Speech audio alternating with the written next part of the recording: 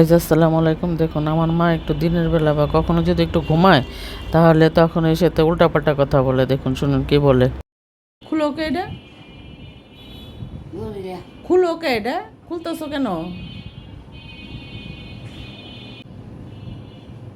খুলো কে এটা, কি করবা, খুলো কে এটা, হ্যাঁ কি লেগে খুলবা। সন্ধ্যা হয়েছে তো ঘুম থেকে ডেকে উঠাইছি, বোঝেন না মাগরিব নামাজ পড়বে। আর দেখুন সে ভাবছে যে সকাল, এই জন্য কাপড় চোপড় খুলতেছে গোসল করার জন্য। দেখুন এরকমই কথা। ওনা রাইখা যাও, ওনা ভিজা যাইব, এটা রাইখা যাও, এটা ভিজা যাইব, এটা রাখো। ওই এই মাথায় যে গামছা দিয়ে যাও, হ্যাঁ এটা দিয়ে যাও মাথায়, যাই উজু করে আসো।